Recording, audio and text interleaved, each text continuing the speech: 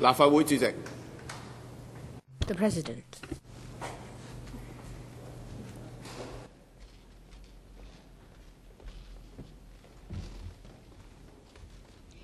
早晨，我哋繼續。Good morning. Let's continue the debate on the motion of thanks. This is the fourth debate session. The debate theme is Liveable City. This session covers 10 policy areas: development, planning, land and works, transport, city management, beautification of harbourfront, under economic development, energy, environmental affairs, conservation, arts and culture, sports and safe city. Members who wish to speak in this session will please press the request to speak button.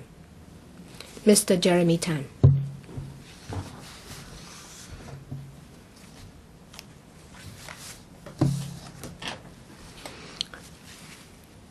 Thank you, Mr. President. Well, the few paragraphs related to transport, there is nothing new in that because they simply follow the work of the previous term of government, building more roads, building more parking spaces. They are just patchwork with no vision, with no blueprint to tackle the challenges of the future or problems we already have. We have an increasing population. Ratio of elderly people keeps increasing. In 30 years' time, there will be another 1 million people. So by 2043, we will have 8 million people.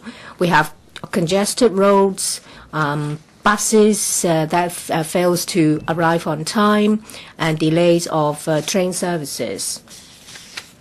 How do we have the capacity to deal with the huge demand? How can we enhance capacity? How do we enhance transport experience? How do we make traveling in the city and living in it more pleasurable? But there is nothing mentioned in the policy. Mr. Frank, the Secretary, did not come up with anything new. And on top of that, sometimes I think it's better that he keeps his mouth shut. Say, for example, previously he said that youngsters buy cars because they would like to free their souls. This is unrealistic, and it shows that the administration has no profound insight into the reason of congestions and why people would buy cars. The reason to buy cars is not to let their soul travel free. It's just to reduce traveling time and fatigue from traveling to work. Well, you will have to wait for several trains before you can get on, and if you will get on long-haul buses, it's very crowded and it's noisy, and there are always delays. If you have traveled on overnight buses, especially airport route, you realize that you have been taken round and round the area before you get to arrive to at your destination. That's why people want to buy cars, which in turn causes more congestion. Well, if you don't want people to buy cars, then you will need to do something about other modes of transport. You can't find yourself able to get on a train, and bus trips have been cut.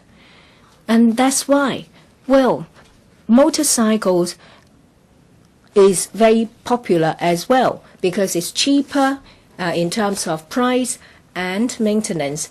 That's why we see that the ratio between parking spaces and number of motorcycles going out of proportional.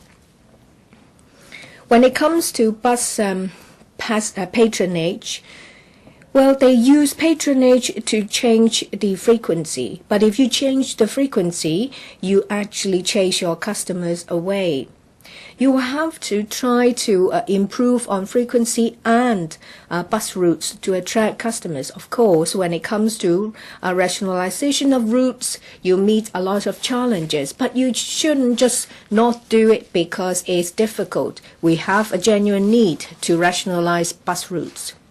The administration should also start the fourth overall transport study, public transport strategy study, as soon as possible. It's not just about, say, railway alone or buses alone. It should be a comprehensive review. You need to look into division of labor because there is consensus amongst different political parties, and we have passed a motion in the panel. The administration should not avoid this structural problem because they are afraid of those with vested interest. In 1999, there was the third comprehensive transport study. At that time, it was comprehensive because it covers, extending the octopus card system to all modes of transport and construction of new railway systems. However, the administration has been delaying the fourth study to tackle the changing situation. Say, for example, to collect and use big data to work out a more efficient transportation route, how to promote bicycle city, say for example using Uber and Mogobi bike, because these are shared modes of transport. When it comes to shared use of bicycle, there are lots of different views. I have said to the administration that the current model would cause illegal parking of bicycles, which in turn creates another problem. Well, what about new forms of payment, say toll fees? Well, you don't have to actually have to use your card and touch the sensor. Well, I see that auto toll queue is always long. It seems that the policy itself is quite backward. I need to talk about electric cars as well. It seems that the administration can't decide about electric vehicles. Back in 2011, they said that electric vehicles proportion should be increased to about half in 2020. However, the percentage of EVs currently stays at 2%. Last year, in the budget, when it comes to tax matters, well, it has stopped the increase of electric vehicles. The number of new registrations was a double digit. The year before that, we're talking about hundreds of them. Charging points. In 2011, for electric vehicles, the number has increased to 10,500 compared to 69. There's an increase of 125%. However, charging point has increased by only 100% from 872 to 1,500. Well, the administration did not succeed in increasing the percentage of electric vehicles. And I think they have completely stifled the development of electric vehicles. I don't see new ideas, and I don't see any determination to tackle new technologies. They have an old mindset and calcified thinking. Well, yesterday there was a report about problems faced by the air traffic control system. Say, for example, the system coming to a halt, and lots of other problems. Well, India, they use 83 of Raytheon, and even frontline officials said that, well, do you do something when there is a air traffic accident? If you don't believe us, then listen to the warnings of airport staff of India. Well, it seems that, in their case, frontline officers can come out to say whatever they want without having to be afraid because they have a platform to vent their grievances. Well, there are only Dubai, Hong Kong, and India that use this 83. How come that the administration does not mention anything about India? Well, it seems that no matter how you voice your opinion, it will be completely ignored by the management. We do have to review this air traffic management system because the people who purchase this system are no longer in office. So we do need to think whether we need this system, because with the third runway, there will be a lot more air traffic movement. I so submit. Mr. Yu Si-wing. Thank you. In order to create a livable, quality living city of Hong Kong, we do need good external transportation network in order to enhance Hong Kong's competitiveness in the region. Beginning of next year, the Hong Kong-Zhuhai-Macau Bridge will be commissioned. This will help linking Hong Kong, Macau, Guangdong, and also Guangdong West. This also is conducive to the planning of the Bay Area, and it will benefit the tourism and the economy of the three places. So far, we haven't seen any timetable or plans for the commissioning of the bridge. Transportation sector and the tourism sector can't prepare themselves. So I hope the administration will talk to the government of the other two places and announce commissioning details as soon as possible, covering local buses, coaches, loading, unloading area, parking arrangements, and toll payment. On top of that, there are also other details that they need to announce so that the trade can prepare. The tourism sector should be given a chance for a site visit at the bridge so that they can understand the clearance immigration procedures. They should also listen to the views of tourists to avoid chaos when it's commissioned. The XRL will be commissioned before the fourth quarter of next year. The 26 kilometers railway will be linked to the 20,000 kilometers of railway network on the mainland.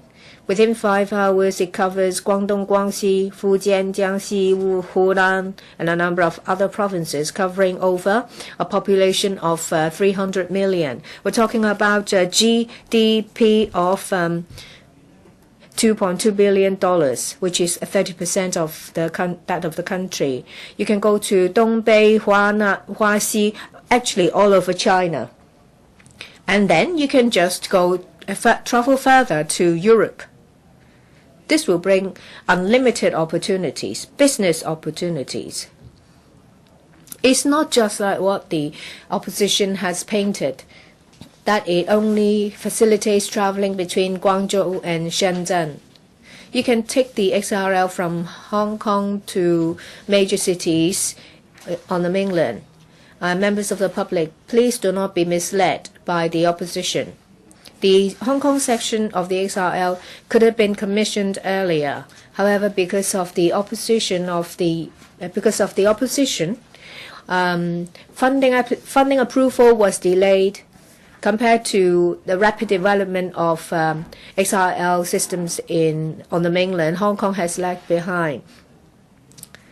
When it comes to legislation, I ask the opposition to be rational so that the XRL can be commissioned before the fourth quarter next year. The administration and the MTRCL should be responsible. They should prepare complete the preparation of before the commissioning. Say, for example, ticket purchasing, group bookings, so that the public will know more about the operation of the XRL. And in order to avoid a chaotic opening, I asked the administration to arrange site visits for the tourism sector and to listen to our views so that when they make arrangements to receive visitors, they'll be able to give visitors an extraordinary experience. In September, there was a 2.2% increase in inbound visitors. In India, there is a drop of 19.4% because at the beginning of the year, India requires a pre-registration. So Indian will have to pre-register before they can come to Hong Kong. To an extent, it affects their interest to come to Hong Kong. I understand that the purpose of the policy is to resolve the problem of non-refoulement claims. I believe that the majority of Indian visitors come to Hong Kong for pleasure. So I hope that this policy will not will not have unintended consequences. According to the Security Bureau, it says that the number of non-refoulement claims has dropped by 40%. The problem has become less serious. India is one of the economic entities with the fastest economic growth in the world, and the Hong Kong TB is looking to develop the Indian market. If the application numbers have dropped, I would ask the administration to do serious study and analysis to see what data we have with regard to Indian visitors in order to review the policy and adjust it in a timely fashion. Let us not affect the visits by this huge market with huge potential. Mr. Frankie Yik. I'd like to talk about development, Mr. President. There was this observation wheel incident in Central in summer. Now it has been resolved, and people now need pay less even to take a good look of Victoria Harbour. But that shows that there is an imperfect short-term tenancy land policy. It was only good that somebody came forward, or else there would be a lot of resources, because the observation wheel was supposed to be demolished and then rebuilt. But this is also happening in other areas. There is a lack of backup land at the container port, and the administration is providing land in terms of short-term tenancy leases. But since the land is for storage of containers and they are stacked upwards, people have to spend a lot of money on site formation. Even if they are given a short-term tenancy, they also have to build some infrastructure. After the 3-year contract is over, if they lose in coming up with another bid, they would have to reinstate the land and surrender it back to the government. And the new lessee will have to do site formation and build the infrastructure again. The money will certainly be transferred to the users. The additional cost for the original and the new lessees will be reflected in prices, and that affects Hong Kong's competition. The Hong Kong SALG has been thinking so hard about reducing waste. You should revamp these outdated short-term tenancies. Say, even if you have a new lease, if the use is the same, then you should state in the contract or agreement that the new lessee should use the existing facilities, and then with the oversight of a notary, you should ask the new lessee to pay a fee for using the existing facilities. And also in terms of building safety, the administration is now looking into converting the lower stories of industrial buildings into non-industrial use, and you are going to also redefine or study into the definitions of industrial use and go downs in the law. Now, people cannot use industrial buildings for distribution centers. However, online shopping is so popular, and people do need to have distribution centers. That is why people are looking to brownfield sites. I'm sure there will be the resumption of brownfield sites for development purposes. Therefore, if you are willing to look at the definitions of go down industrial use again, the LP will welcome it. You are now proposing a non-means-tested public transport fare subsidy scheme to alleviate the burden on the public. We support it, but you only include 5 different modes of transport, including trams, ferries, and MTR, but PLB and non-franchise buses are not included. I believe it is not comprehensive enough. The STH says that PLB fares are not regulated by government, so it cannot be included in the subsidy scheme.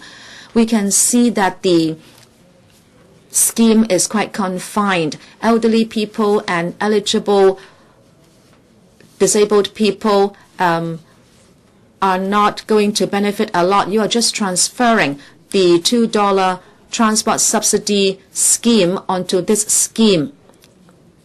In fact, under the $2 travel scheme, the gap has to be made good by government, but this new subsidy scheme distributes cash directly to residents. So there are two different schemes. In certain areas, they are only served by PLBs. They are a statutory transport mode. Some of them do have octopus devices on them, so you should include them. And the non-franchise buses like resident coaches, taking people from NT West and NT North to the urban area, and also cross-boundary buses and even Kai tows, local ferries should be considered. They are all regulated by government in terms of fares and the schedule. They should be included. Under the present scheme, residents have to use $1,600 per month on transport before they can enjoy the highest subsidy of $300. There will be no incentive for abuse. Therefore, you should be responsive and you should include the transport modes I mentioned into the subsidy scheme so people can choose to take public transport with octopus payment devices. In 1997, you started the third comprehensive transport study. It has been 20 years. You have updated and also enhanced the transport models, but then the planning horizon was only up to 2016, and people are going about in many different ways now. I hope you will do another CTS. And in fact, in the middle of the year, you only stated the facts by revealing the results of a certain study, but or the PTSS. And we are quite disappointed because it is not a package of new ideas. And you are also going to promote online hailing of taxis, but you are not helping existing taxis to enhance their services. I'm so disappointed. You should respond to the new demand of personalized point-to-point travel needs, but then you use this as an excuse to introduce premier taxis, and you are not responding to the needs of the residents. In March, at the transport panel, I moved a motion to ask the administration to set up a working group including different sectors, but then you did not heed my advice. In the past year, the taxi trade has been working very hard to upgrade their services. Together with the ERB, we are operating courses to upgrade services, and also videotaping has been installed in taxis, and also there are demerit points that can be recorded against taxi drivers. There is also regular questionnaire survey being done, and in general, residents are saying that taxi services are acceptable. In order to enhance taxi service even more, there is now consultation being done, and yet people are still saying that there are many malpractices, including refusing hire. If there is no policy complement and you only rely on the trade, we are not going to be going very far. Of course, you have to do something about the malpractices, but then you are not doing enough to enforce the law in this regard, and that is why the black sheep are still affecting the trade. I hope you will consult even the trade even more and cooperate with them to enhance services. Also, you have no long-term policy for parking of commercial vehicles. The TP and the LD would only look for land without long-term development uses in order to allow commercial vehicles to be parked there in public car parks. But then you have been blindly scrambling for land, and public car parks are being demolished. The PA says that there will be an increase of parking spaces according to the needs of the district, but you are moving very slowly. You are seeing to increase overnight parking for commercial vehicles at night, and only 30 of the 800 available are now in service. And yet, at the same time, the police is booking illegally parked vehicles. I think that is unfair. I have received complaints that the booking of vehicles does not only happen in busy daytime busy areas. And in fact, booking of vehicles is also happening overnight and also even during typhoons when there is no traffic on the road. So you have to tell the police to do better, or else there will be a lot of repercussions.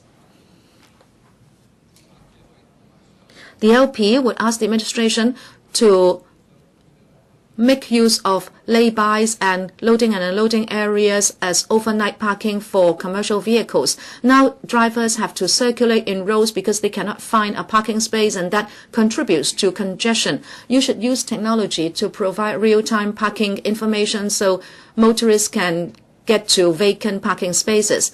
Apart from roadside parking, you should also provide incentive to private car parks to take part in the plan. You are doing a parking study, but if, as stated in the electrical paper, that it doesn't include private cars but only concentrate on commercial vehicles, and yet you don't include nanny vehicles, taxis, and container trucks, I think the study covers too little and too narrow an area, and you are going to overlook certain needs. In order to tackle roadside air pollution, many European countries and China have already announced that by 2025 there will be no sale of diesel vehicles. And the largest auto manufacturer has also said that by 2020 there will be no more manufacture of diesel vehicles. And it is said that there will be more resources plowed into the research into zero-emission electric cars. We, of course, know that there will be an upsurge of electric vehicles in Hong Kong as well. I will be moving a motion and a debate, in fact, to popularize electric cars. However, in order to do that, you have to do much more to draw up long-term policies and increase charges by a wide margin and train maintenance workers, and also a mechanism to recycle and reuse spent batteries. Mr. Edward Lau. Thank you, Mr. President. We are talking about Liveable City, and I like to talk about engineering works, maintenance, sports, arts, and so on and so forth. But in this debate session, Mr. Michael Wong, the Secretary for Development, is here. Mr. Frank Chan, STH, is here. I would therefore concentrate on anti-Northeast development, which is within the jurisdiction of the two officials. This is also one of the reasons why I had joined this council. In the PA, it mentions that out of all the livelihood issues, housing is the most complex, tricky, and important. I believe that boils down to land supply. Only with land supply can we have housing. 6-7 years ago, the S for development, it was Mrs. Carrie Lam. She started a public consultation and optimizing land supply. This year, Mrs. Lam has become the CE, and once, in order to look for land, she is starting a huge debate, meaning we are back to square one, and that goes to show how tricky land supply is. This is because you may have a land supply strategy, you may have a major debate, but it's just castle in the air because you're only talking about the general directions. But if you are not down to earth, you don't understand how land can be secured for development. I think that is the biggest problem. Just like anti-Northeast, from 2008, there was consultation, and now we are in 2017. It's almost 10 years.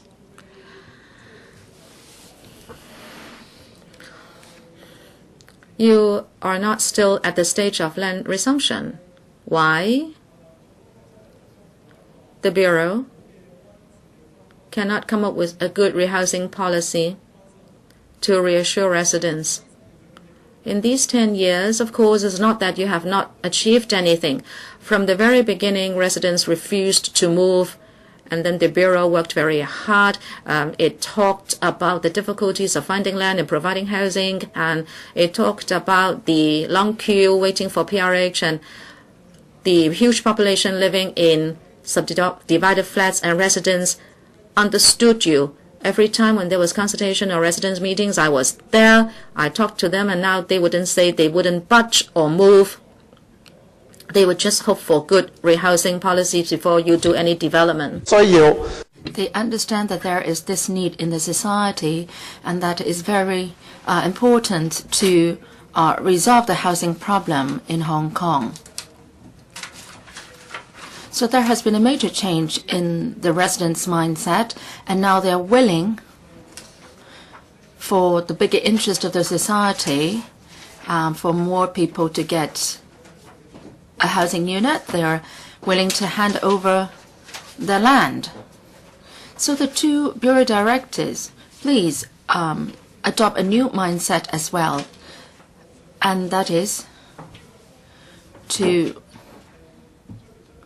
differentiate between assistance and welfare with compensation and rehousing. Now you have a prescribed policy on land resumption and compensation. You will either give out $600,000 or give them a flat. But then for the latter, you have to go through an asset and income test. And residents told me that I don't want to move into a PRH. I don't want to leave my place. You were the one asking me to hand over my home so that you can build more housing. So you should be giving out compensation. Just don't treat it as if it is a welfare benefit. Say if their income and asset exceeds a certain level and they're not allowed to be rehoused in a PRH unit, then that's no good. I've said many times, at various occasions, this point. But still, I have to repeat my point here. So there hasn't been any breakthrough yet on this. So the two bureau directors tell us clearly whether you still want to develop Northeast NT, or you tell us that, all right, we will not go ahead, or you would say that we will proceed and we will be sincere in talking to the residents to rehouse them. Even if you don't resume land now, well, in the next year, 10 years, the residents will still be under torture. They know that there is this plan, development plan, and their homes will be demolished ultimately. If their roof is cracked, they don't dare spend a lot of money to repair it. They just do some makeshift measures. Now, many roofs I've seen that are dilapidated, they dare not spend money to repair it, because if they've done that and you are going to tell them that they have to be removed, then the money will go down the drain. So the residents are in a dilemma now, and they are now waiting eagerly for your very clear response.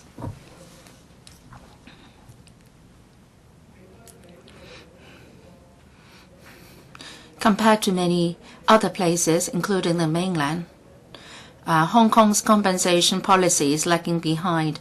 Many people in the mainland are looking forward to land resumption because they've got a good compensation policy. So the two bureau directors, can you respond by saying clearly to us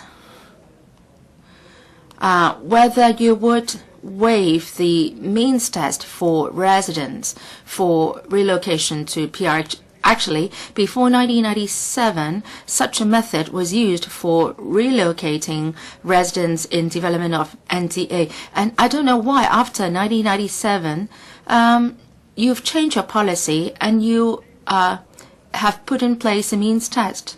And after 1997, there has never been any major new town development. So there's not been any discussion on that.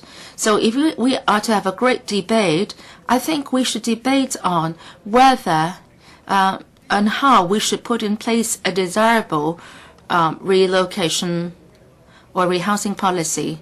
If that's not done, you wouldn't be getting any support in your development plans. If you ask me today, I would not support you in using your existing policy to do relocation and develop NTN Northeast. Now, apart from discussing rehousing policy, we should look at the situation when hundreds of thousands of people moved in. There is a traffic problem. Now, the North District is suffering from traffic congestion, particularly at the roundabouts in Kai Lang and other areas. Now, maybe after you've gone out of the North District, you think you're better. But then for the Tolo Highway and other highways, there is still congestion. And in your planning, you must put in the best road design. So, secretaries, please review ASAP the situation. And before you work on NTN East, try to improve the NT East and North District road networks. I know that for Taipo Road in the Sha Tin section and Lek Yuen section, they are in fact the bottlenecks every day, and cars got stuck there. Now, in the past, there have been funding applications to improve the situation, but because of filibustering, the applications have not been endorsed.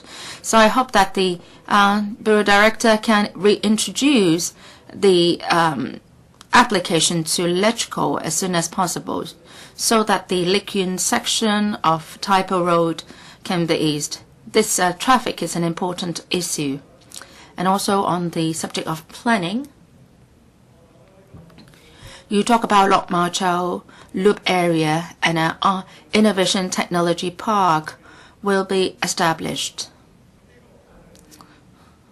We welcome and support that, because after all, if we've got an additional population of hundreds of thousands there, so there will not be enough job opportunities there. So every day people may have to travel from the north to the south to work in the urban areas. So no matter how much the roads are widened, that won't help.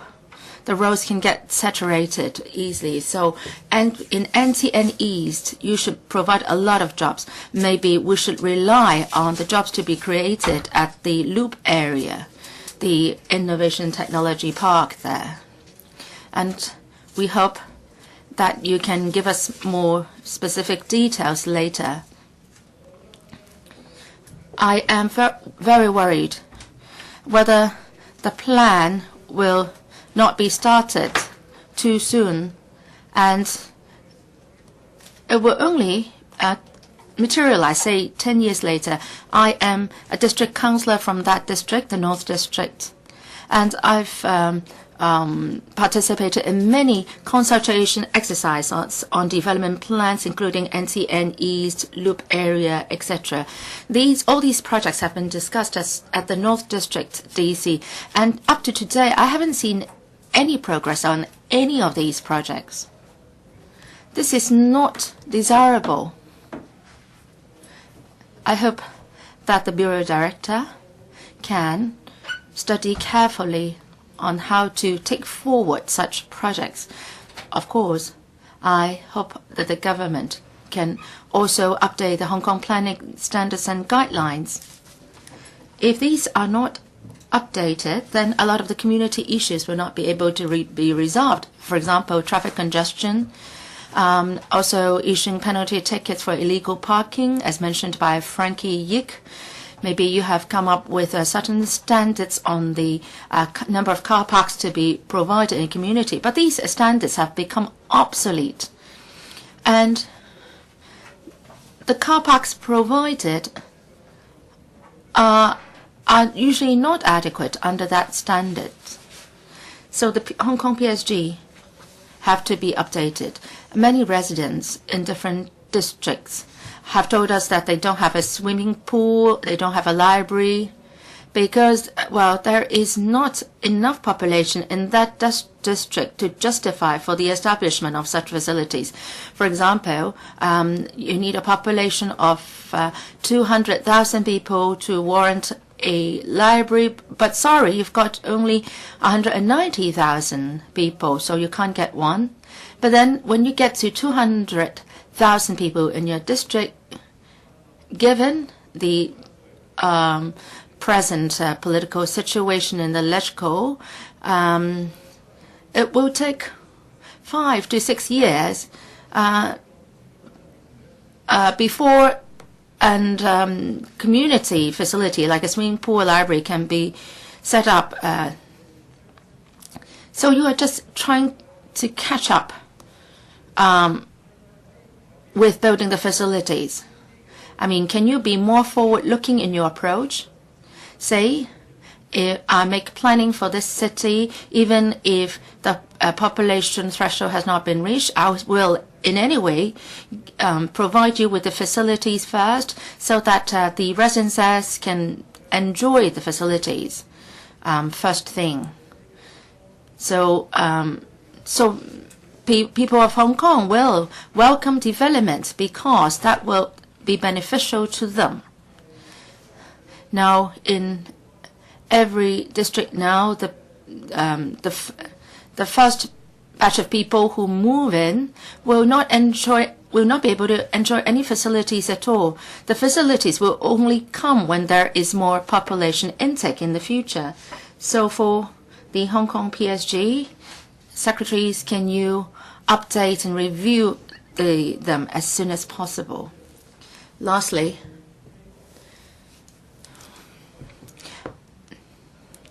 I hope that the two secretaries can respond to my suggestions. I'm not saying raising these for the first time, and I've said the same at the last debate last year and also at the panel meetings. Recently, I visited Leung Yiu-chung in Kutong, and many residents have relayed to me their request. They've been living there for several decades. I hope that in the days ahead, well, they can be assured that they can lead a happy life there. Well, it's good that you can provide a flat for, say, hundreds of thousands of people. But if you do that at the expense of taking away the homes of hundreds of people, then that's not ideal. If you just go by the principle of the maximum efficiency, that may not be the principle to be adopted by the government. We should not make such a hard decision. So I invite the two secretaries to respond and arrange for a meeting with you and the residents after this debate. Maybe the two bureau directors can visit the districts together with me. And the residents are very passionate people, and they welcome your visits to their district to talk to them. And of course, I will accompany you in your visit so that you can feel safe. So, secretaries, please give us a clear answer so that we can reassure the residents. So I speak. Ms. Tanya Chan. Mr. Eddie G. Call for quorum.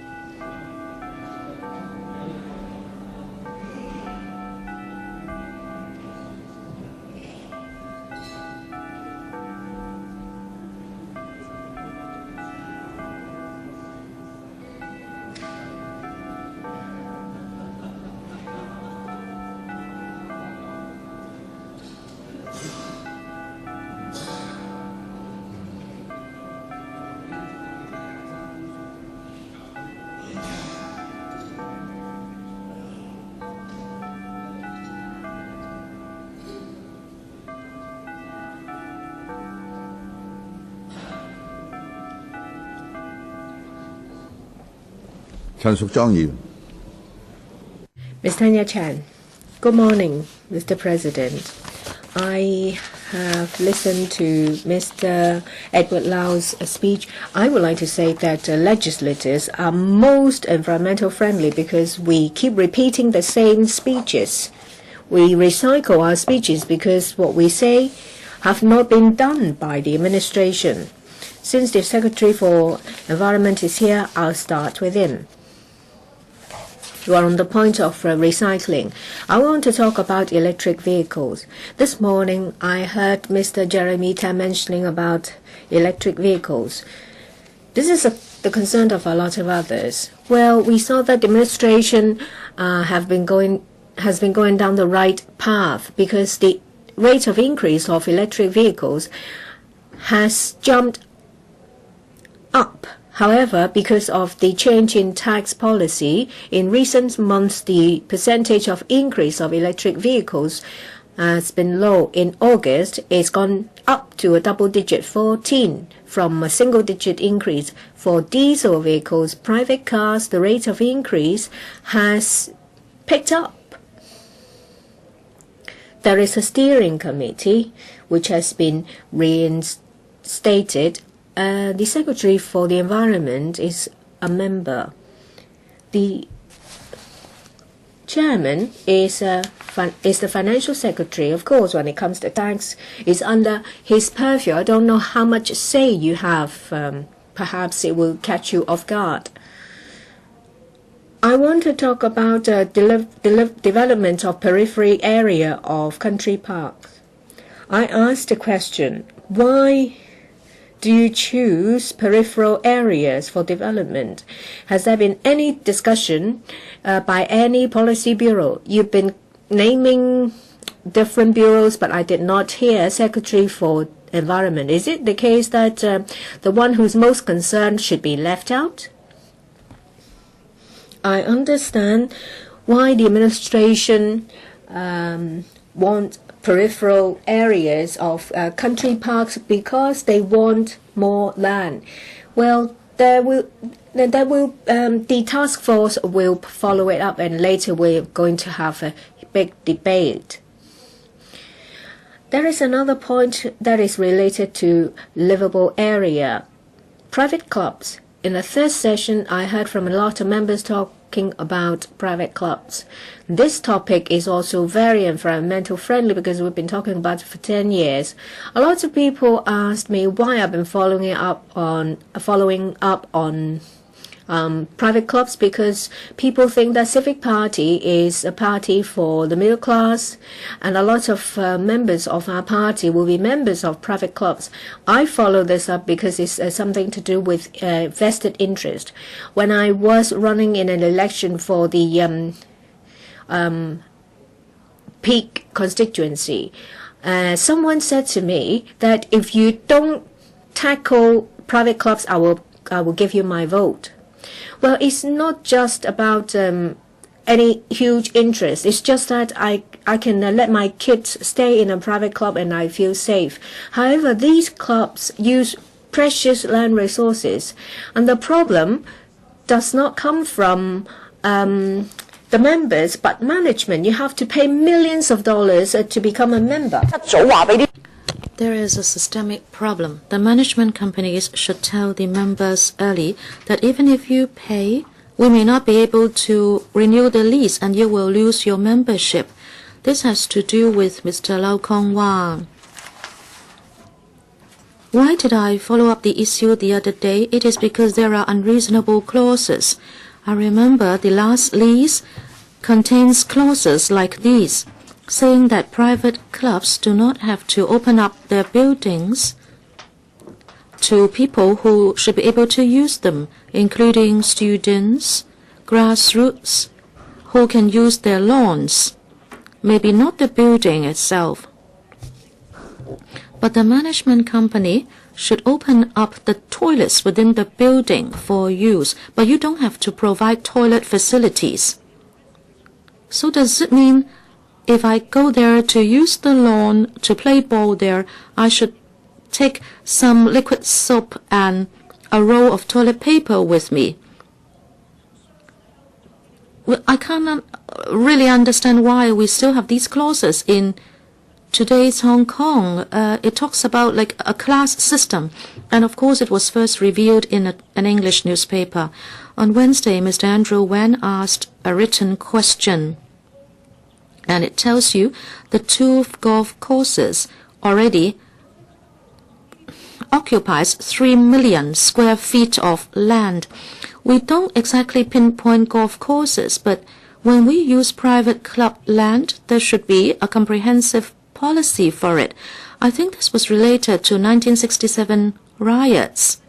At that time, the government found that recreational facilities should be provided, but government finances were not that good, so they encouraged other people to do it. But that is no longer the case. You can look at the 70s when there was a report written in Chinese, but it ran vertically.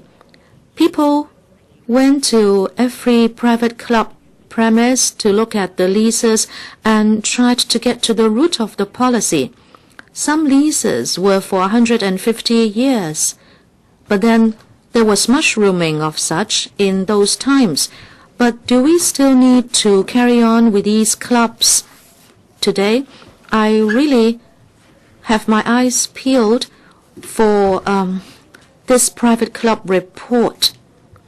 In fact, I'm also concerned about conservation and trees, and of course, again, this argument has been recycled many times. I thank the S4 Development and SHA for their attendance. Remember when Carrie Lam was the S4 Development, whenever there was anything that happened, there would be an office set up. Remember we had this office on management of trees set up. This is a report on management of trees. This is the original one, but I was flipping it so often that it looks quite old. I dog-eared many pages and I highlighted many paragraphs.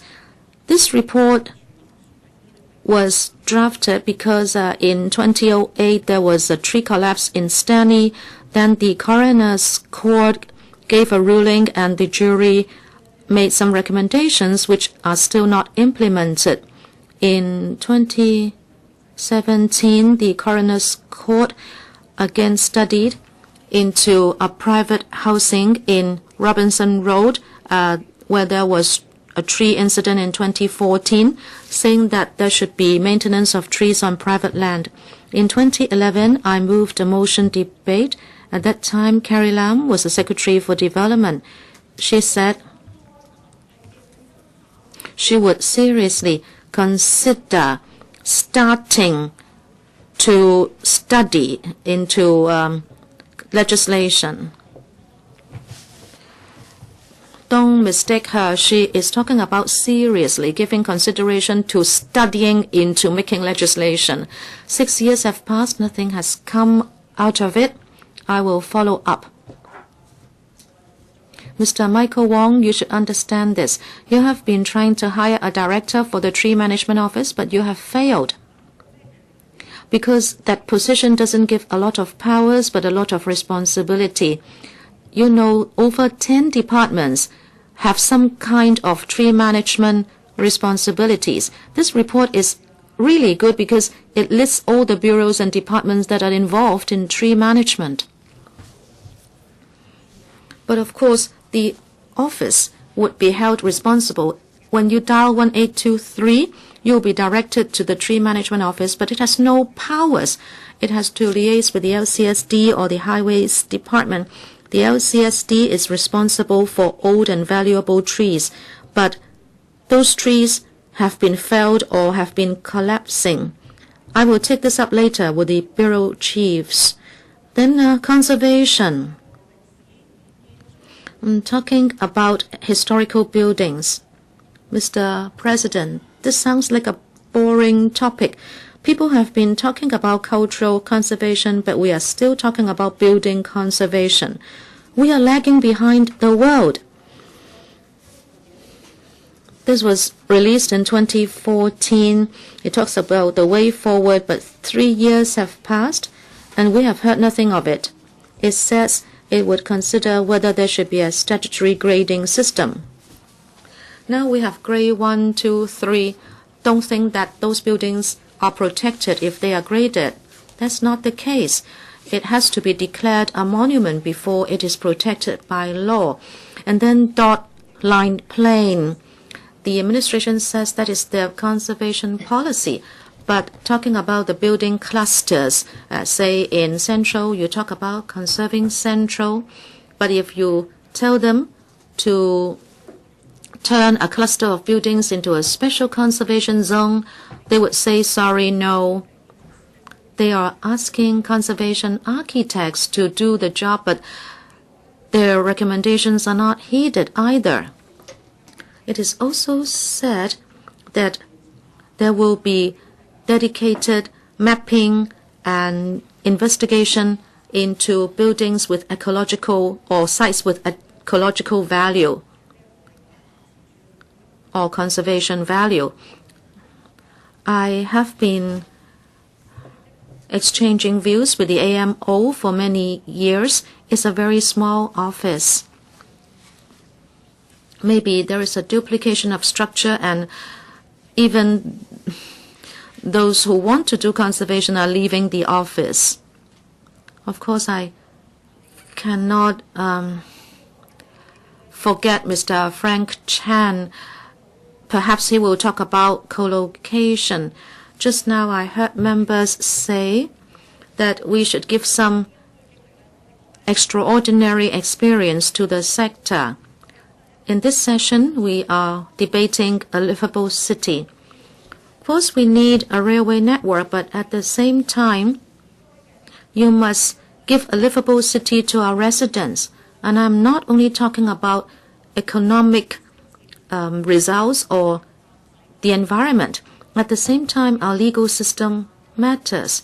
I understand this should be debated in the next session. But at the same time, there was a consultation before, and at least there was consultation on the review report, but there is no consultation on the national anthem law, no consultation on co-location, and talking about culture, the Palace Museum in Hong Kong, there was no consultation. I don't understand why you don't consult on these very good matters. What is more important, Carrie Lam as the CE should understand even better that if people don't have trust in the government, she should conduct more open and transparent consultation so people can discuss issues so that we can mend the division in society. She did this before, but I don't know why bureau chiefs now are retreading. I think the situation is deteriorating. I will leave some minutes for the other session. Mr. Eddie Chu.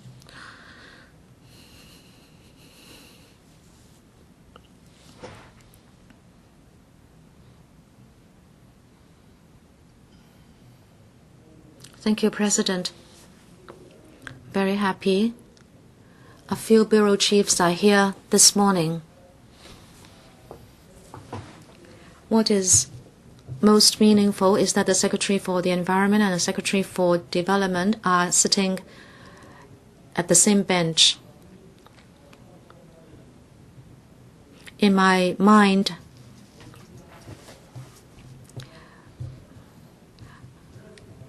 I am interested in the powers shared amongst bureaus. Very often we see the Development Bureau controlling different departments, and it is tackling with land development, which is regarded as very important by the CE. The Secretary for the Environment is working very hard within the Bureau, but the PA doesn't show that the CE places emphasis on the environment. I could refer to the policy agenda, and there are no new measures whatsoever.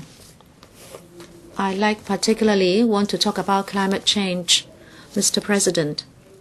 Talking about a livable city, like to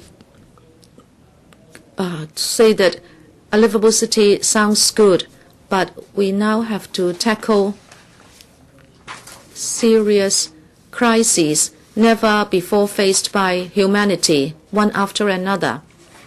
First, climate change. In October this year, it was the first time the observatory issued a hot weather warning. The average temperature reached 29 degrees, a rise of 1.2 degrees centigrade. And the average lowest temperature was 24.4 degrees centigrade, or a rise of 0.7 degrees centigrade. We are now in November. Why is it that only in November do we have a sense of autumn? This is unprecedented. This is the first time ever in human history that we have found that every year the weather becomes hotter and there are more incidences of extreme weather, just like Hector this summer. It used to be a 50-year return event, but now it may become a 5-year return event, or it can become even an annual event. Mr. President, many Hong Kong people like to live by the sea because the property there are more valuable. But if you look at climate change and extreme weather, maybe 5-10 years later, nobody would want to live by the seaside in Hong Kong, because could be like the islands in the Caribbean Sea or in the southeast of the U.S., that we could be buried in a storm. And talking about a livable city, there is also this serious crisis and the changes to society brought by artificial intelligence. Many members have mentioned AI, especially when we talked about economic development. Undoubtedly, to businessmen, to capitalists, adoption of AI will make it easier for them because they can cut down on wage cost. But at the same time, there will be a deep-reaching impact on society. Within my lifetime, I'm sure this will happen, and that is there will be large-scale structural unemployment in the entire world, not just in Europe or the US. I'm talking about Hong Kong and the mainland. There will be a serious structural unemployment situation. The founder of Tesla, now when we talk about AI, he and other entrepreneurs are asking this question. And the answer may be not just universal retirement package, but also basic wages. If a large number of people can find no jobs even after they have studied a degree because machinery has taken their place, then the government should step in and provide basic protection. There is a huge controversy about universal retirement package in Hong Kong. There would just be OALA for the elderly. And if we are talking about the future of the entire world and that we should provide basic wages to the people, then has Hong Kong started that discussion? The third subject that I would like to speak on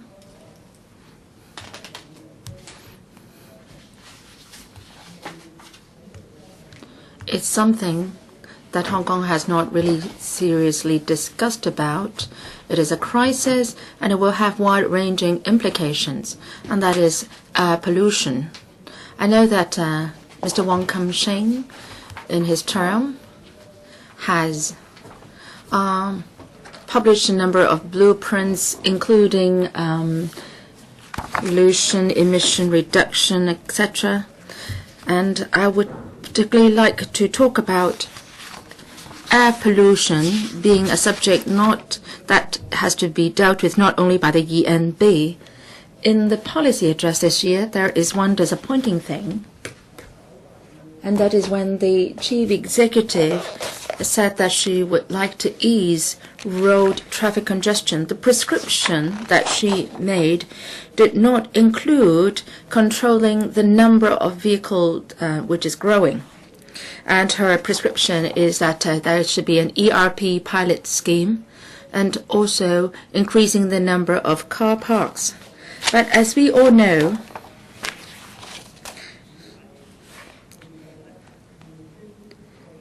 car parking spaces are really at the end of this chain of problems. Well, the private cars are increasing by 5% annually in terms of number. So under that case, no matter how many more car parks you provide, that won't be able to solve the problem. And we can't have a healthy city here in Hong Kong. The a green group, Healthy Air, on Healthy Air, made 2 points in response to the PA. That is the Clean Air campaign. They said that the government has not been able to handle one thing. According to the ENB's estimates, the NO2, roadside NO2, by 2020 will exceed the prescribed limits by 60.5%. And when it comes to air pollution or air quality index, this is not legally binding on the government. In other words, we come up with this AQI so that people will not be dying from air pollution, but then the government will not be held liable if they don't reach the targets. So ENB, Development Bureau, and THB should pay attention to this. I've raised some broad issues just now, and I would like to say something about how we discuss public policies here in Hong Kong. The CE in her PA would like to tell the public that housing is their uppermost concern, just like the last term of government. But if we don't look at the bigger picture, and that is to say that our city is under threat from all areas, and housing is but just part of the problem. If we don't do that, we will not just not be able to resolve the housing issue, and also we are not doing enough to tackle other serious problems. Let me cite an example. The SARG is very mindful about land supply, and in fact, in the latest discussion of the task force on land supply, the discussion is just limited to where should we reclaim land.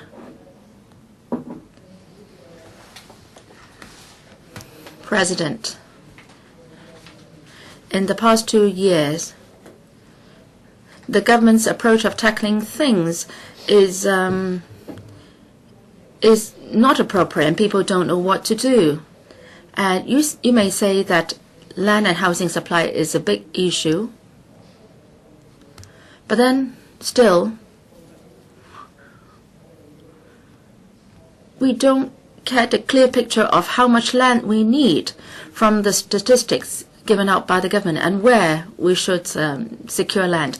In 2016, the SARG has done this 2030 plus long-term study. There are a few figures there. The there is new demand for 4,800 hectares, and 3,600 hectares have been planned, and we are lacking 1,200 hectares. So this is a clear figure. And the Development Bureau has floated two strategic growth areas. One is the East Lantau Metropolis, 1,000 hectares, and also for NT Northeast there will be some 700 hectares to be provided. So these are figures given out in 2016, and we discussed that at the LegCo, and we also discussed whether this 1,200 hectares are an exaggerated figure, but it's now less than 1 year, and we found that the figures given out last year are no longer to be seen this year. Say the Task Force on Land Supply has members who are from the Foundation Hong Kong group, and they've been giving out figures on land supply all year round, and they are not giving out 4,800, and they're giving out 9,350 hectares as a figure. So even if we have NT North and also East Lantau Metropolis, we still are lacking 4,050 hectares. So these are the figures given out by our Hong Kong Foundation. So these are figures disseminated through various channels, and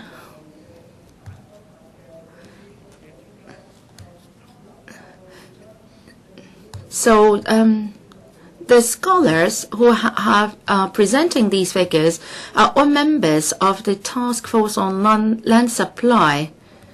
So is it the case that the government has given up on the figures given out in 2030 plus study, and they are opting for the higher figures because the numbers get bigger and bigger, from 4,800 to the 9,000 hectares as given by our Hong Kong Foundation? Maybe the development secretary may not agree with the figures of our Hong Kong Foundation, but I've never heard the government's assessment of the figures of our Hong Kong Foundation. When we talk about land development, I was saying that the government is just limiting the discussion to where the land should come from. We've lived in Hong Kong for so many years, and we know that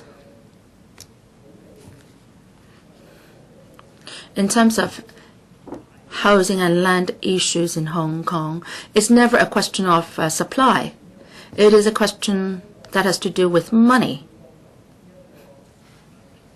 Housing is very much an investment tool in Hong Kong, and as a result, well, investment from all over the world has poured in Hong Kong into Hong Kong's property sector.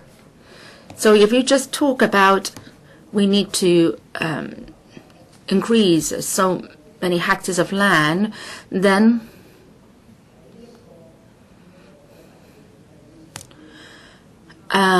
given that there is a wide wealth gap and there are so many potential global crises, people's rights of accommodation cannot be safeguarded. I hope the ENB, DB, and the THB can think about this.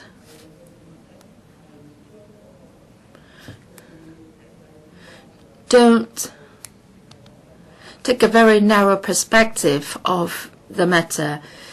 Just discuss whether we should be reclaiming at the Plover Cove Reservoir or Cheung Chau South. Well, give us an overall picture instead.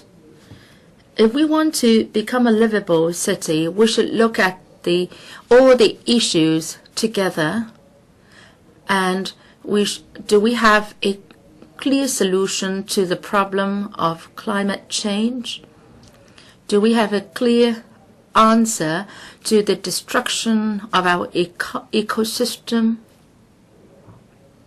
We think that development and conservation are against each other, but given the latest trends, we think we should integrate the two. Rather, we should take another perspective, and that is we should look at the fragility of our system.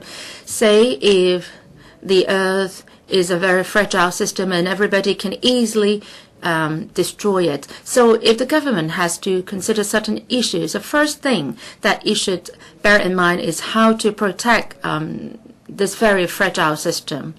And also we should try to do something to alleviate the impact on climate change and how we should respond if extreme weather comes up. And also for the country parks and for the several thousand hectares of farmland in Hong Kong, we should not be thinking about how we should make use of those plots for building housing, but rather we should consider these fragile plots, how they are important to Hong Kong and to the world as a whole, and we should try to unleash their inherent potential, and we should not adopt a short-term perspective and then turn them into open warehouses or storage yards. And we should put the housing issue in this overall context before we consider the options. And while we are considering how to increase land supply, we should also think about how to best allocate housing and land resources. And I hope that the government should also consider this.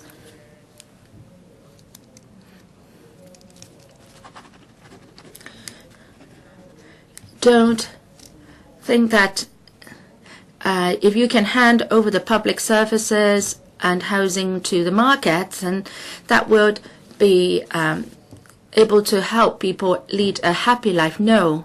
In the experience of the past 20 years, you can see that Hong Kong people are looking forward to a stronger government, and so that in terms of housing, education, community services, their daily consumptions, all these areas can be better protected and safeguarded. Now, Carrie Lam talked about home ownership and also privatizing public assets, outsourcing public services.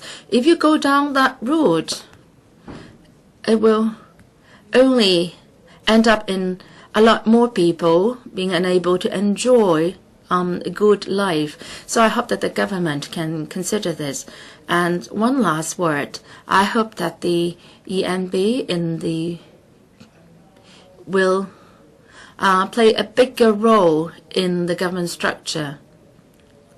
We should give priority to the implementation of the various blueprints drawn up by the EMB, and then the DB and the THB should dovetail with the EMB's blueprints so that we can deal with the bigger issues, and at the same time we can have a fairer society, and various needs of the society can also be taken care of. Thank you.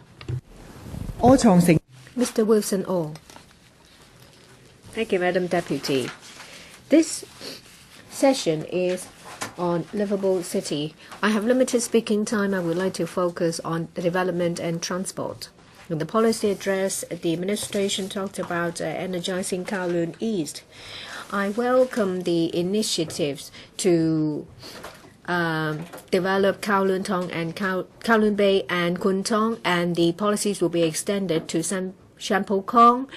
The industrial area will be turned into a commercial area, which then develop local economy. It will promote employment. It will promote retail industry and also the catering industry. About optimum use of industrial buildings, there will be incentives given to owners to convert for wholesale conversion or for redevelopment. Without undermining building safety, there will be assistance given to owners to change the land use, and there will be review on definition of warehouse and use of industrial buildings. This will inject vibrancy to industrial buildings. I'd like to hear from the Secretary about timetable. How are these initiatives going to be launched? Development aside, there needs to be common ground amongst different departments so that they can coordinate among themselves. Kwun Tong population has increased since the initiation of energizing Kowloon East, Kowloon Bay, Kwun Tong, KWOK stations. You see that it's always crowded during peak hours. It's not any better during non-peak hours. You will have to queue up before you can enter the station.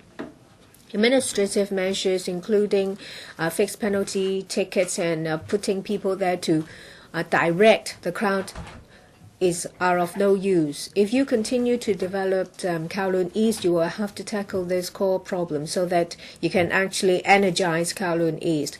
In 2016 April, there was a survey done by DAB. 90% of the respondents think that MTR stations are crowded. Kwun Tong Station was commissioned in 1979, and there has not been any major changes since then. Let me show you some photographs. This is Kwun Tong MTR Station. This happens every day. It's not the worst. This is the platform. I've been talking about how you can find the determination to resolve the problem. There will be Project K7 is a redevelopment of Kowloon Kwun Tong Center. I asked the two secretaries to coordinate different bureaus and the MTRCL as well as the URA to do something. This is non-peak. So you see, this is not satisfactory at all. We can use this opportunity to resolve overcrowding. DAB in the past has made a lot of proposals. This one, we make a proposal to expand the existing platform of Kwun Tong Station without changing the alignment of the railway. This is just to add an auxiliary structure, and the problem will be completely solved. So please consider it. If you miss this opportunity, the problem will stay here forever, because you can use the opportunity of K7 redevelopment. I want to talk about East Kowloon Railway Line.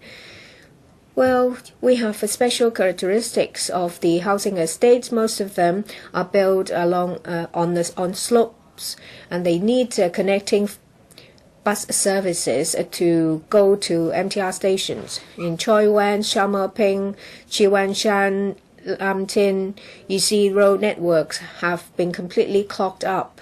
I know there is a solution. DAB in the past has been getting things done, say for example, signature petitions. We forced the administration to come up with a 2014 railway plan, railway development. It talked about East Kowloon Railway Line. We were happy because we thought that finally we have a solution. We chased the administration and they said that they would ask the MTRCL to do a study. We chased MTRCL, which says that they have handed it over to the administration. It's now 2017. So when will this problem be resolved? I'd like to hear from the Secretary. Well, what is the progress now? What difficulties have you encountered? What is the way forward? If this problem remains unresolved, we will continue to see congestion going up and down the hill. I want to talk about a comprehensive development. It is necessary. But if there is a lack of direction, if there is a lack of coordination, then development will not happen. It takes two to tango. Well, energizing Kowloon East causes congestions, whether it is for vehicles or for pedestrians. If you go to Kwun Tong, Wong Tai Sin, people tell me, Mr. Oh, you have to do something about it. Serious congestion in Long Cheung Road. You get stuck all the time. So I'd like to tell the secretaries about what is happening in our district. I support Mrs. Carrie Lam's policy address because there are many initiatives that shows her vision, that shows her new mindset. We hope that these measures will be implemented. I so submit. Mr. Kenneth Leung, Madam Deputy, I speak on the environment in the policy address. All in all, I support the direction expressed in the policy address. However, I would like to further elaborate on 4 areas, that is, climate change, air quality, waste reduction, and water quality. The PA says that there should be further emission reduction by promoting the use of clean energy. This will alleviate climate change, and this will reduce our reliance on fossil fuel and promote fuel autonomy. However, looking at our past, in the 2030 blueprint, it says that from now to 2030, well, the potential to realize renewable energy is 3 to 4%. I'm disappointed. The administration told me repeatedly that because of geographical restrictions and climate, we can only do so much about renewable energy. Well, we see some floating solar panels on reservoirs. They should explore the possibility of using similar devices in urban areas, say for example rooftop, landfill, and also on top of rock caverns. When it comes to renewable energy indicators, I am rather disappointed, but I am glad to see that in October next year they are going to launch the feed-in tariff and renewable energy certificate schemes. I hope that the administration will reach an effective and fair agreement adjustment mechanism with the 2 power companies to address the cross-subsidy concern from the public. Now I switch to air quality. The source of pollution mostly is from roadside pollution. Our air is of a poor quality. Every year, as a result of roadside pollution, number of fatalities is one of the highest in the Pearl River Delta. However, there is nothing about promotion of electric vehicle in the policy address. I don't understand. In the budget of this year, first registration tax was reduced substantially on the electric vehicle. I ask for the full exemption of first registration tax of electric vehicles. We also need to consider supporting facilities because that's also the factor that affects the choice of vehicles.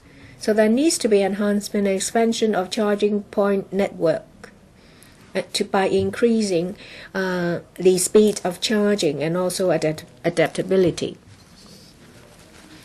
Let's look at other factors. Water.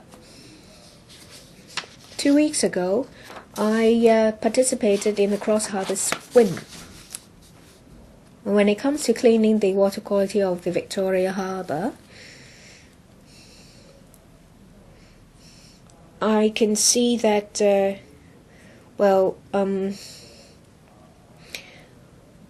they have achieved goals to a certain extent. But what about microplastics? Previously, there was a survey showing that the drinking water of a number of countries show the presence of microplastic. However, the policy address hasn't said anything about it. Perhaps the study is at the very early stage. Countries like the UK and France have already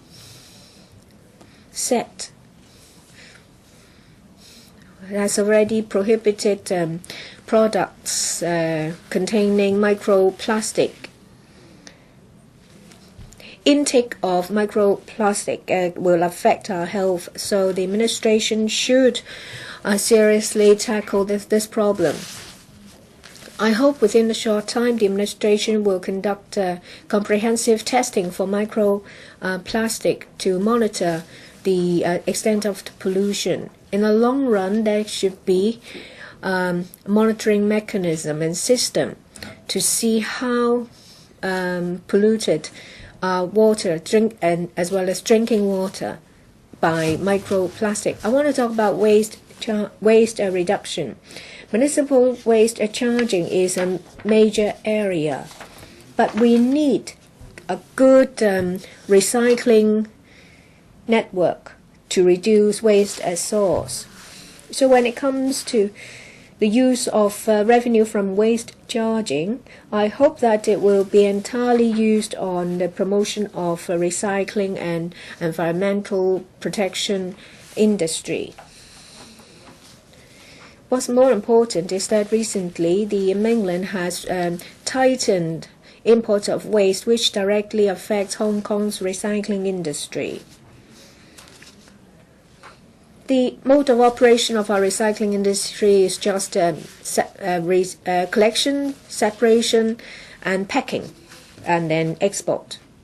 The policy is too short-sighted, so they rely on export. In the long run, there should be plans to help local recycling industry to restructure from purely exporting to processing. We need good supporting facilities for recycling and waste collection. The administration should understand difficulties faced by the industry and put in place suitable measures to promote the development of the recycling industry and reduce waste going to landfill. I want to talk about green finance because it's mentioned in the policy address. However, I think that when it comes to listing rules, when it comes to these reports, if you don't do it, you have to explain.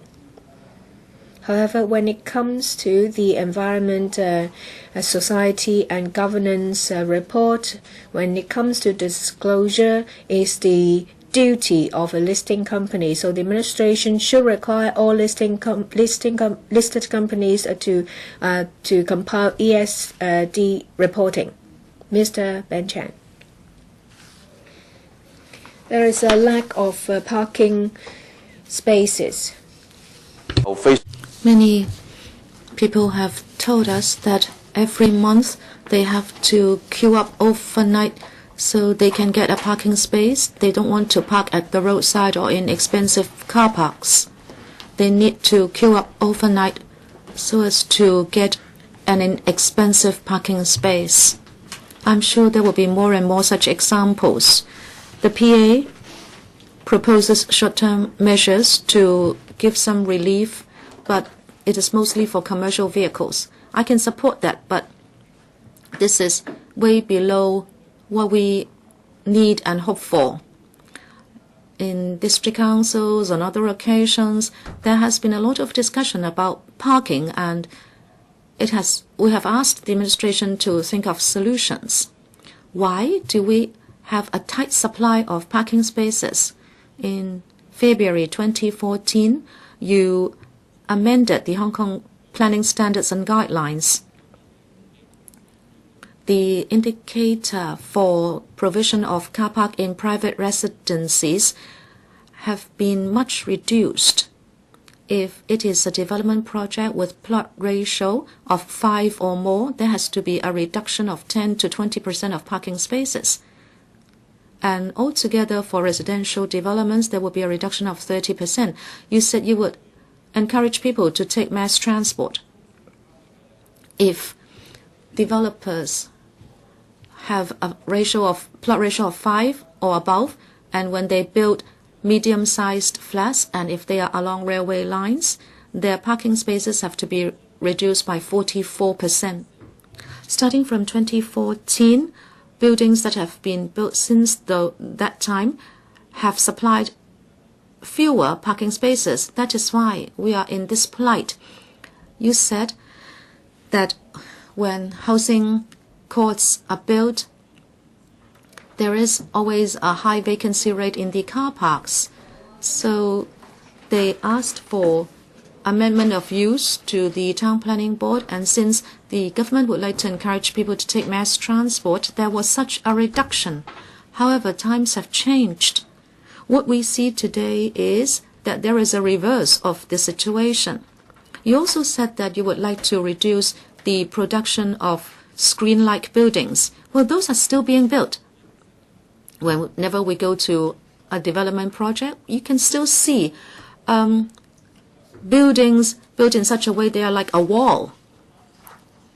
We looked at TD reports between 2014 and 2017. People who take franchise buses have reduced by 3%, PLBs a reduction of 4%, and MTR a rise of 1.2%.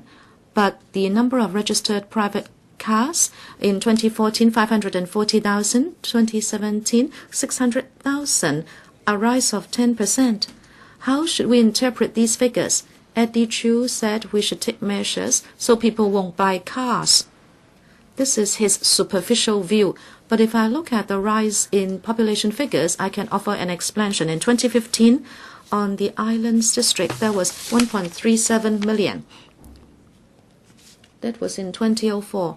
Now only 1.2 million. And Kowloon, 2.03 million, now 2.18 million, an increase of 150,000. NT, 2005, 3.19 million. Today, 3.8 million. An increase of 610,000 in the NT remote areas. People are moving northwards. More people are living in remote areas. Your major developments are also to the north of the territory. You build housing there, public and private. So people are moving away from the business district. When people travel to work, they travel longer distances. There are more people living in the rural areas. That is why there are more people buying cars. I hope the TD will look at the registration of car owners and how many of them are living in the NT remote areas. You will then know that the growth in private cars is a result of people moving north to live. The secretary said, if you can't buy property, people hope to buy a car. I think that is a fact. It's not like that the opposition is satirizing the secretary for saying that people are separating their body and soul. But this is in fact true. They can't buy property, so they still need some private space. And they then can enjoy some kind of mobility. This is a fact in today's Hong Kong.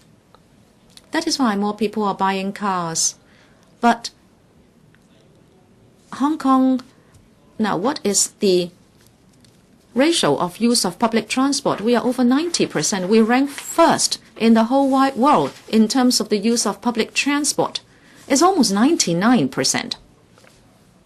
When you say you want to encourage people to take public transport, even if you take more measures, there is not a lot of space for that number to go up. Meaning, throughout the world, we are already saturated in terms of public transport usage. The growth in private cars is a result of the change in our social structure and also the change in living environments. We must be rational in tackling this problem.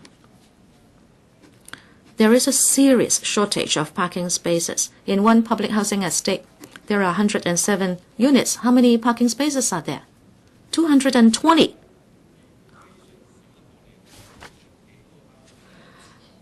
There are over 1,000 units, said the speaker, but there are only 220 parking spaces, and even some new estates do not offer any parking spaces, and maybe only a few lorry parking spaces.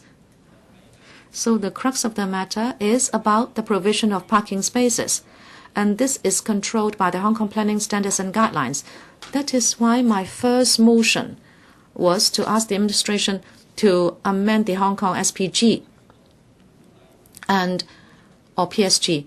You should encourage car park operators to perhaps provide mechanized parking so there can be more spaces provided. And in strategic districts in Kowloon and the new territories, you should provide park and ride spaces. Look at Yuen Long and Kam Sheung Road. These park and ride stations are full starting from 7:30 in the morning. People are quite willing to park and ride. But these stations have to be provided, first of all, or else people will have to drive to the urban areas. You can certainly do something about this. Now I'd like to talk about the Qing Lantau link and the fee charging there. In October, we had a huge typhoon, and there had to be some traffic control, and that has been done over 20 years. But now we have two-way fee charging, and it was so embarrassing for people. People had to pull their suitcases along the highways.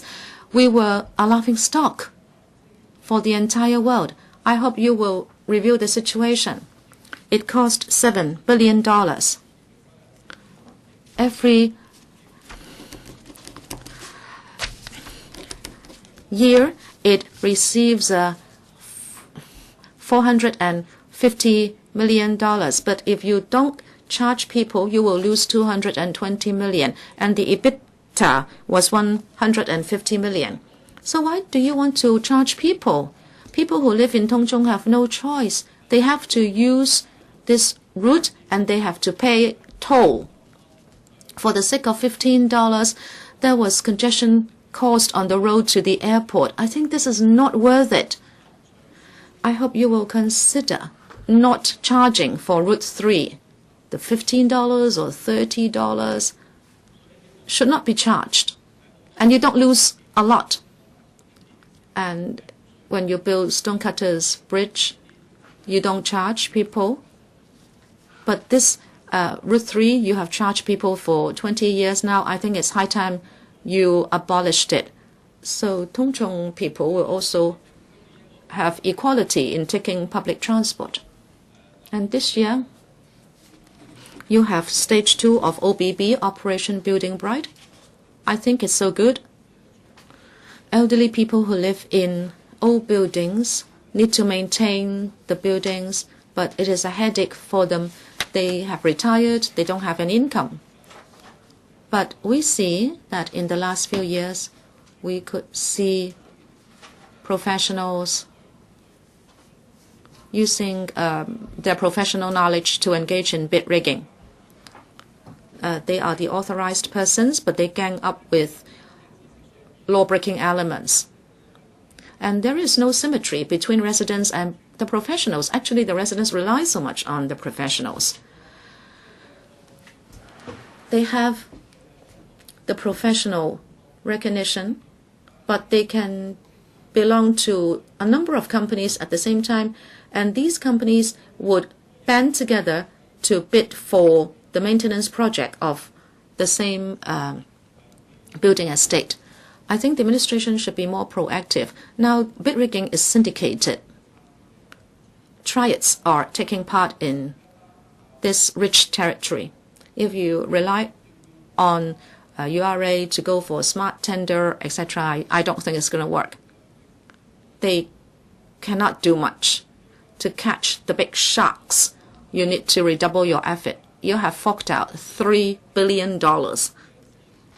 But you should also give some money for people who have the authority and who have the knowledge to deal with bid rigging. There are many smart people in society who want to give you a hand to come up with good measures to tackle bid rigging, but they are waiting for you to beckon them. I hope you will now take a step forward and do something about bid rigging. Look at the tendering procedures. I think those can be improved. There is something you can do. It's a matter of willingness on your part. Last, I'd like to talk about uphill areas. 10 years ago, you promised you would build escalators for 20 districts, but only a few have been realized. Many are still in the queue. The bureau chief told us that you have about 200 odd in the queue. If you only deal with them as public works projects, I don't know whether people will be able to get an escalator uphill after 20 years. I hope you will be more innovative in providing hillside escalator links. So much for me, Madam Deputy. Mr. Michael, look. Thank you, Madam Deputy. We should be talking about a livable city in this session. The PA proposes some new mindset to help people who are not adequately housed by providing interim housing like light homes and also community homes. Those are good. And I'm talking about light housing or community housing movement. But it takes time. And we can see that there will be many people who would still have to stick with subdivided flats. They need our care and concern and help from the administration. I particularly would like to talk about energy equality. People living in SDUs have to pay hefty rent. The per square foot rent can be as high as $70 to $100 a month. You rent an SDU of 100 square feet, you need to pay $7,000 to $8,000 in the urban district. This is very common. But owners are exploiting them in terms of water and electricity charges. We received many complaints like electricity tariff.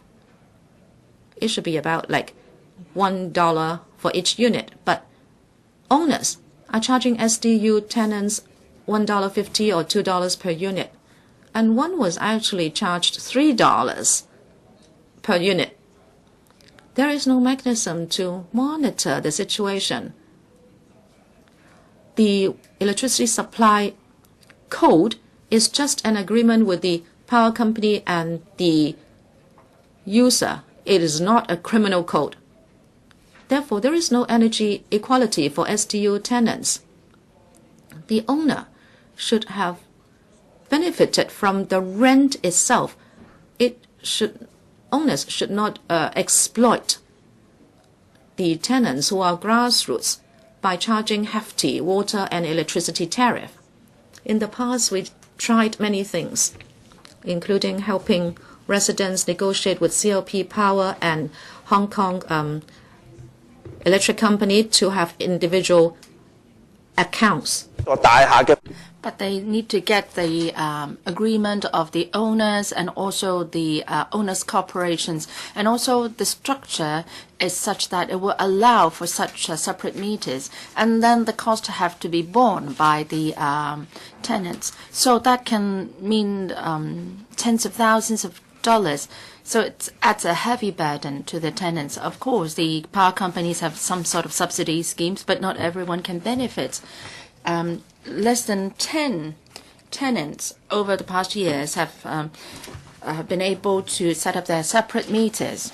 So we have to amend the legislation. Together with Ms. Alice Mack, we are moving some private members' motion to ban owners to charge extra for electricity and water. And we are asking that anyone without the approval of the power companies should not be overcharging on their water and electricity. So in terms of legislation, there should be more deterrent effect so that the owners cannot benefit from charging of water and electricity. But the government's response has been disappointing. It said that you would install separate meters for them, but then this is no solution to the problem. A responsible government should try to overcome such difficulties and try to come up with new thinking so that Hong Kong people can be treated fairly and there should not be any exploitation. So I'm raising this private members' bills. But what I want more is that the government should present its own bill, because private members' bill has to be endorsed by both FCs and GCs, and I hope that the government can help these subdivided unit tenants so that they will not be exploited. Mr. Gary Chan. Thank you, President. I was listening to Mr. Edward Lau. He said that he said the same thing last year, and Ms. Tanya Chan said that she has repeated her points year after year too. And Mr. Chen Hanpang also said that what he said is nothing new. Well, again, what I'm going to say is nothing new. Well, since 5 secretaries are here, so I would like to repeat my stance. Mr. Kenneth Leung was talking to me outside, and he said that we've been raising the issues for so many years, but he said that there's been some progress year after year. Why we are repeating ourselves is not that we are long-winded. Let's take a at the issues from another perspective. It only goes to show that the government has been acting slowly, so that's why we have to repeat ourselves at various occasions. So first, Mr. Wong Kam Shing, the secretary, because nobody seemed to be talking to him this morning. One of the focus, your secretary, is the waste charging scheme. I have said this many times. I said that there would be dedicated fund for dedicated use. So the fee collected should be used for environmental purpose. Now, but I would like to tell you that you would be cancelling the transitional arrangements. You would be charging based on the weight. So for the grassrooters, there will be a subsidy of $10 per month, and I would agree to that. But some middle-class friends and also my peers in the political party, like Ms. Starry Lee, have been saying that how come that the ENB is implementing measures which are fee charging, and why are you penalizing us? Why do you not instead give us incentives? Why are you charging us all the time? The secretary says that they go by the polluter pays principle. I agree to that. But if you look at overseas practices, is it the case that they are just opting for fee charging? No. Let me cite 2 examples. The first one is in Japan, a prefecture there. The local government gives out 100 disposal bags to them every year. So if you don't use them up all, you can sell them back to the government.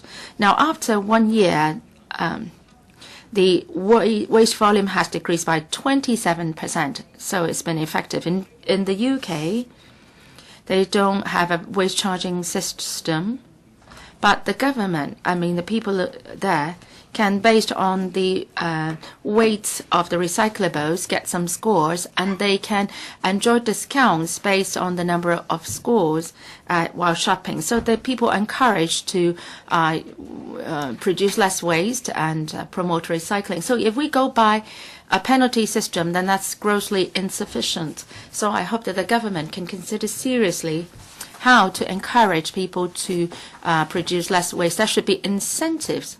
We need both carrot and the stick. Both should be in place to get the best results.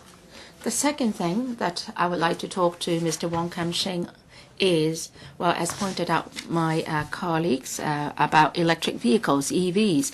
In the last term of government, my understanding is that the Secretary for Transport and Housing would like to curb the growth of the number of cars in Hong Kong. So the tax concession for EV has been cancelled. I think they are prescribing the wrong medicine.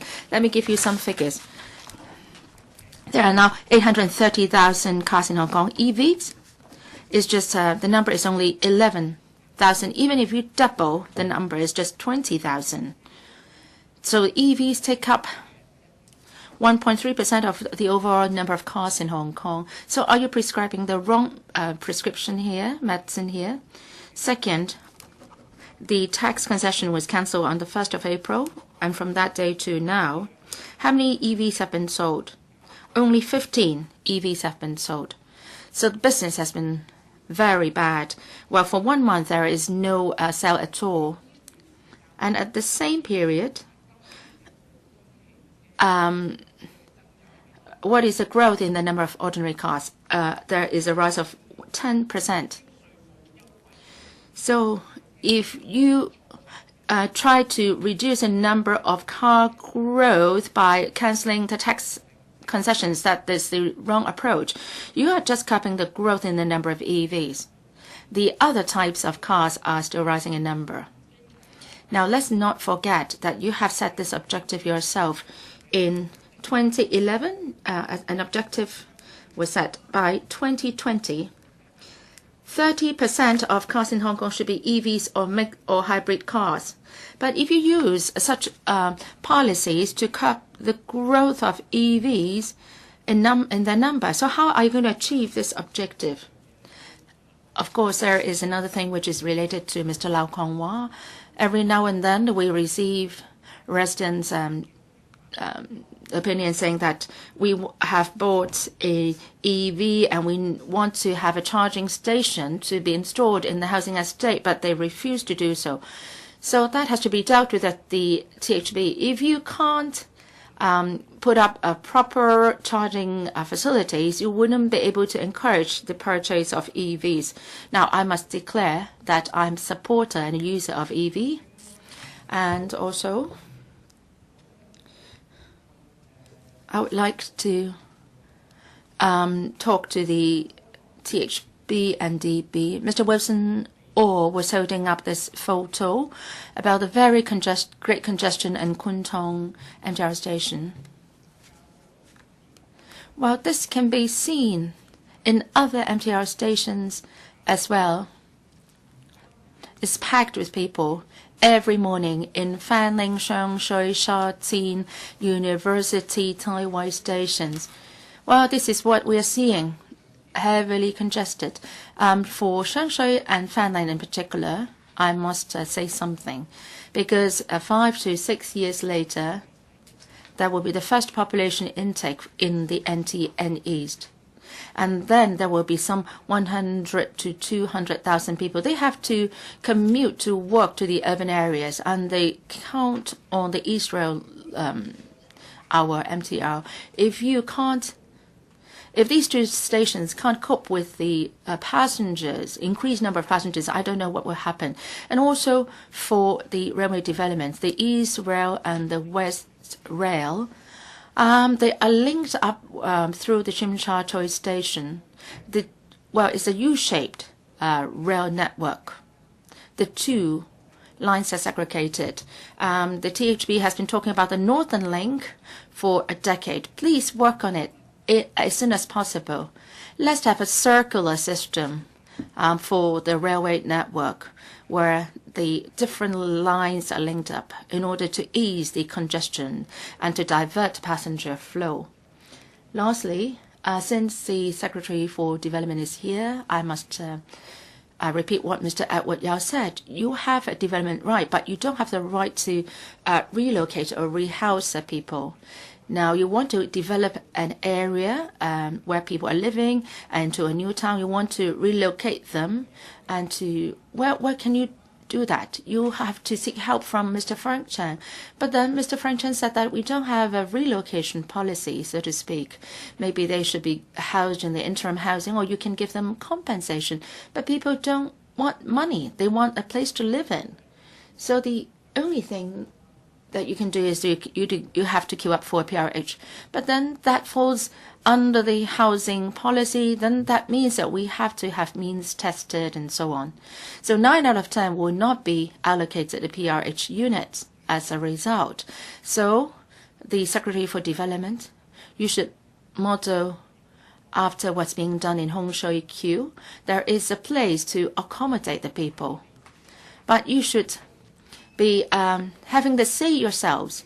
You should not ask Frank Chan to help you out. These people should not be asked to queue up to put in the waiting list for PRH, because Mr. Chan said that there are some others who are already on the list, so we can't give them a flat now. But then for those whose homes have been demolished by you, you are being unfair to them. So how can we achieve a win-win situation? And we must give the development bureaus some housing resources so that they can rehouse those who are affected by new town development and where their homes have to be demolished.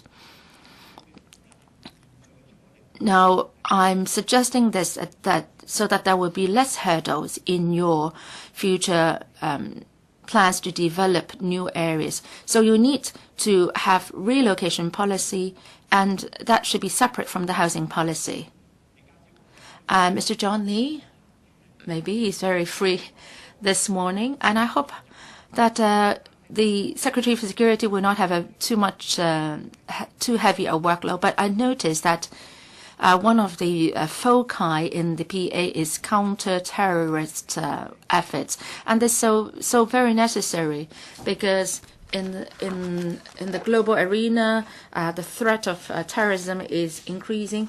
There is no one single terrorist attack in Hong Kong, but we should not be complacent, because one terrorist attack is too many. Hong Kong is a densely populated area.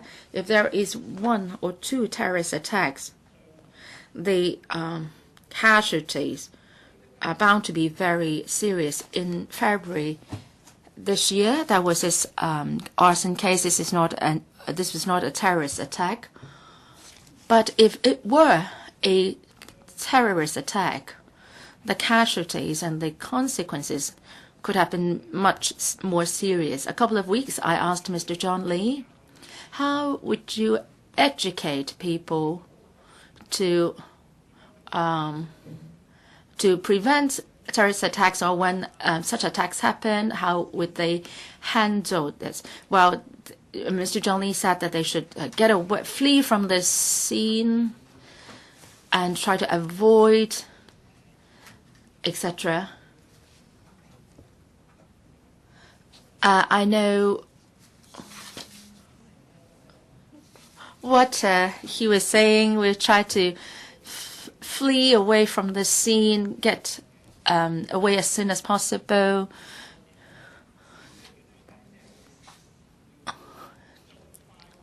Well, try to get away from the scene as soon as possible.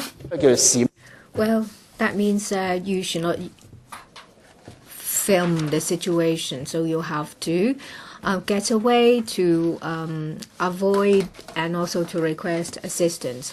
I can't remember what this means off the cuff of my head. This shows that people don't really care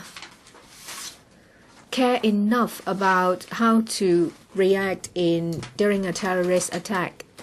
Say, I'd like to talk about Singapore in airports, railway stations. There are constant messages displayed on these displayers saying that, well, you will have to be alert, and if you spot someone acting suspiciously, you will have to alert law enforcement officers. You find such information in their underground system and at the airport. We see something like this at the airport. However, when it comes to our MTR system, where you will find always a lot of people, do you find such information? Well, from the arson incident, you see that actually Hong Kong people's preparedness in case of a terrorist attack is very low, because a lot of people took out their mobile phone to film it. So I hope the administration will do more on publicity so that the message of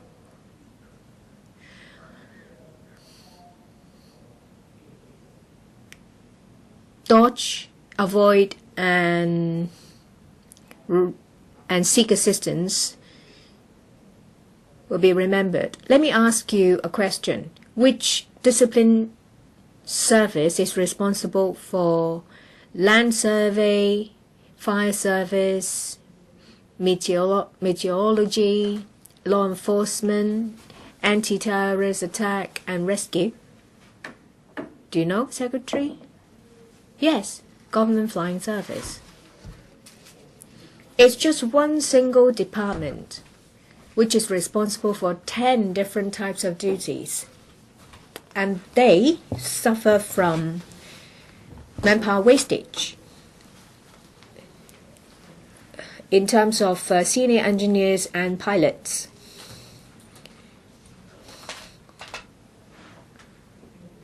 When I was a member of the Public Accounts Committee, I remember a report from the Audit Commission saying that, well, when it comes to resources allocation, they have been doing quite well. You thought that the Audit Commission would criticize them, but they commended the work of the government flying service and said that there wasn't enough resources given to them. So you see that their work is fully recognized by the government, by the legislature, and by the public. If you're a pilot, you may earn about $100,000 in the government flying service, but if you go to the private sector, you can easily earn $200,000. And if you work in the private sector, after you finish your duty, you just go home or go to a hotel. But for pilots in the government flying service, you will have to work on shift. After you finish your duty, you will have to take up clerical work to compile reports.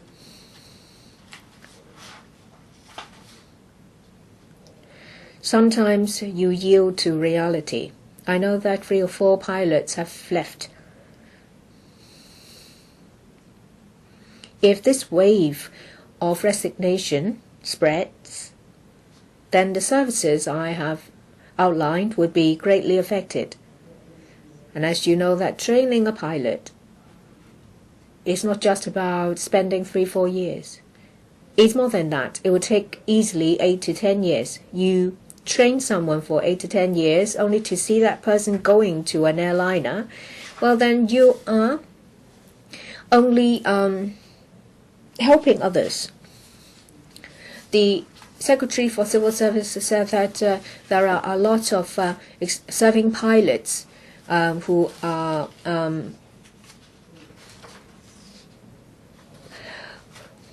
devoted to serving the public. But you do need to find a solution to boost the morale of pilots and also to help them build a sense of responsibility. You have to make sure that they earn a decent wage. I ask police to set up a team of animal police. It was mentioned by some other members before. I mention this again because, well, in Hong Kong you don't find really serious crimes, say for example armed robbers robbing jewelry shops. So the duties of the police have changed. They have to tackle minor offenses, say for example animal cruelty. Last week a person used pencil to stab turtles. A dozen of them died, and there are also illegal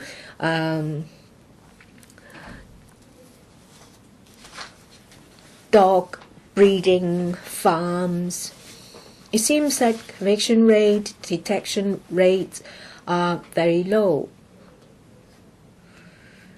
If there is a dedicated team to deal with animal cruelty cases, I do believe that detection rate will increase.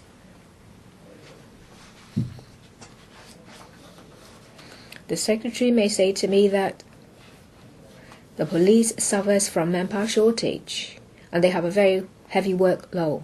I have a solution. It's just like the negotiators of the police. They don't always deal with negotiations. When they're not doing it, they have other duties. So they can take up second duties. I don't remember the exact term. Animal police can also be police officers. It's just that it's their second duty. Without animal cruelty case, then they will just carry on with their patrol duties. Police officers who have received training on evidence gathering and investigation, they can easily take up the second duty of being animal police, and this will curb the proliferance of animal cruelty cases. I believe that there is consensus in this regard. So I hope that the Secretary will talk to the Police Commissioner, because the Animal Watch scheme has only achieved an effect that is mediocre. Mr. Stephen Ho. Just now I heard from